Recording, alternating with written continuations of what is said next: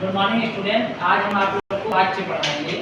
वाच्य को ये आपके एग्जाम में बहुत इंपॉर्टेंट टॉपिक है। कई क्वेश्चन इससे आपके एग्जाम में पूछे जाते हैं।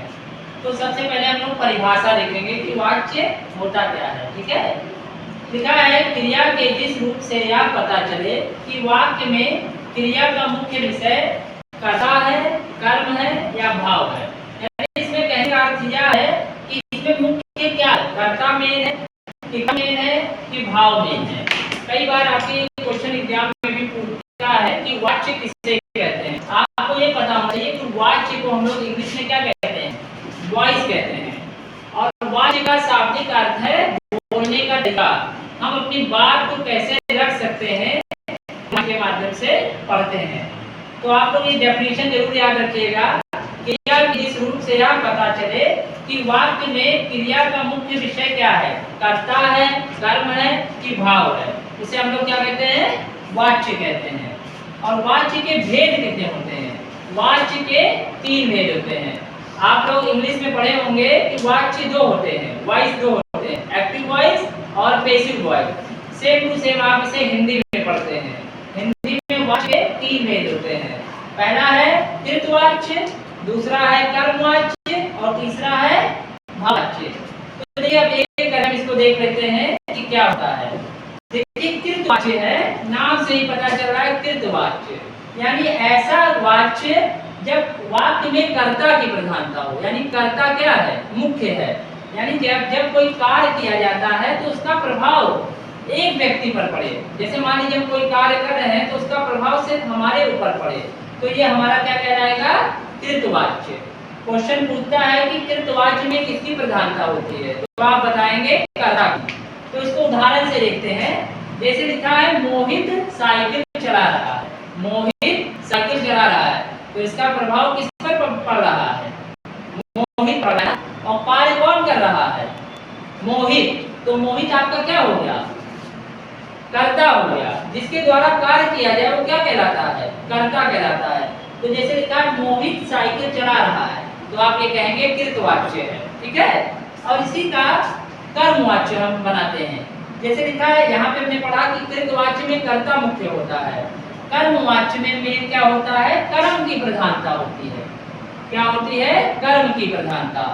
तो यहाँ पे देखिए हमने जब पहले उदाहरण में लिखा था कि मोहित साइकिल चला रहा है, और यहाँ पे हमने लिख दिया मोहित के द्वारा साइकिल चलाया जा रहा है।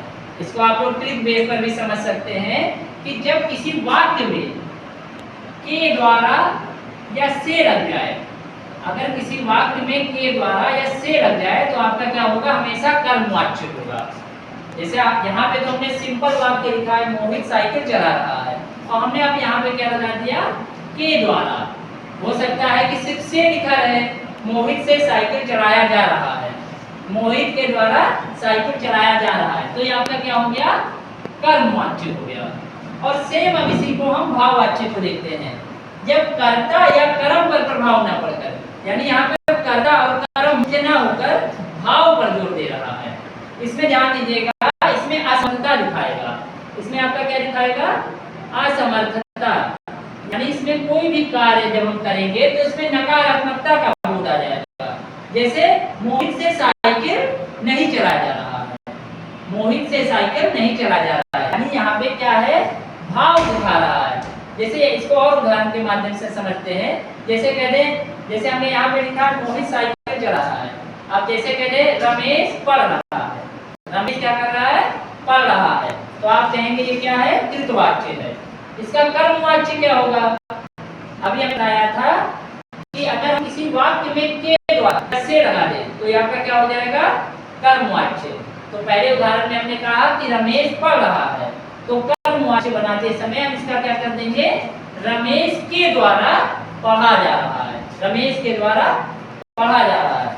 और भाववाच्य क्या कर देंगे, जैसे यहाँ पे हमने लिखा है मोहित से साइकिल नहीं चलाया जा रहा है, अब हमने उदाहरण दिया है रमेश का, तो रमेश से पढ़ा नहीं था, तो ये आपका वाच्य होता है। तो आपको देखिए ये ध्यान दीजिएगा कि वाच्य के 3 भेद होते हैं, कृतवाच्य, कर्मवाच्य और भाववाच्य। कृतवाच्य में कर्ता की प्रधानता होती है, यानी कार्य जब व्यक्ति कोई करता है तो उसका प्रभाव खुद पर पड़े, तो क्या होता है, कृतवाच्य होता है। और कर्मवाच्य की पहचान क्या है? किसी भी सेंटेंस में जब आपको मिल जाए के द्वारा या से, तो हमेशा आपका क्या होता है? कर्मवाच्य होता है। और भाववाच्य क्या है? इसमें हमेशा नकारात्मकता, नहीं का सेंस देगा। मुझसे नहीं खाया जाता, मुझसे पढ़ा नहीं जाता, मुझसे उठा नहीं जाता, तो ये आपका क्या है? भाववाच्य है। भाववाच्य में भाव पर जोर दिया जाता है, कर्मवाच्य में कर्म पर जोर दिया जाता है, और कृतवाच्य में कर्ता की प्रधानता होती है। तो आप लोग इसको पढ़िएगा और इससे संबंधित उदाहरण आपको लोग देखेंगे तो बहुत आसानी से इसको समझ जाएंगे। और बाकी